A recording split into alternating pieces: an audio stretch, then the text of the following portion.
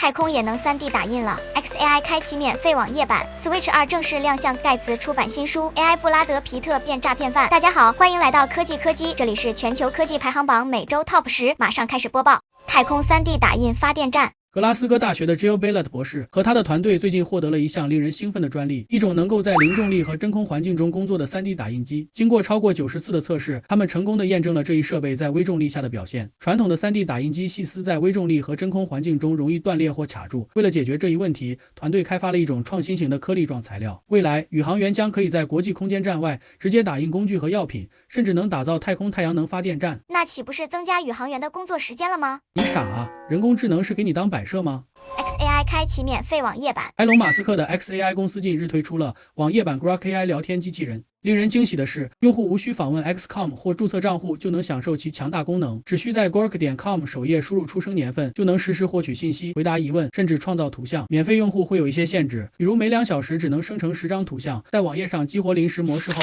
聊天内容不会被记录，这样你可以畅所欲言，有没遮拦了。Switch 2正式亮相，任天堂 Switch 2游戏掌机正式亮相，介绍视频揭示了其精致的造型和众多细节。新机外观采用磨砂材质，配备可调角度的支架，上方还新增了 USB-C 接口。与前代相比 ，Switch 2的屏幕更大 ，Joy-Con 手柄也进行了升级，采用完全磁吸式设计，手感更棒。最令人欣慰的是，这款新机能向下兼容 Switch 的游戏，老玩家们欢呼吧！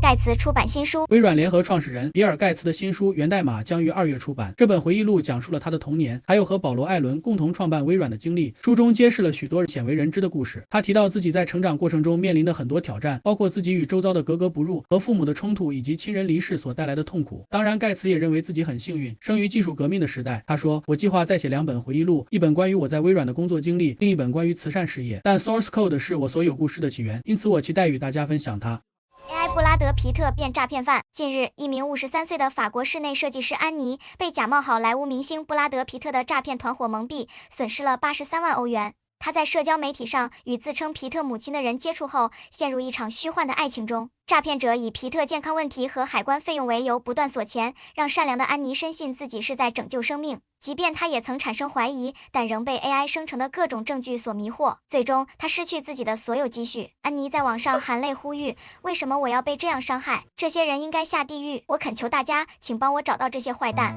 科技的进步本该是为了让生活更美好，但在某些人手中，它却成了伤害善良的工具。你觉得会有一天 AI 能完全伪造真实吗？假如真到了那一天，我们还有什么方法辨别真假呢？欢迎在评论区留下您的看法和观点。不了解科技，就不掌握未来。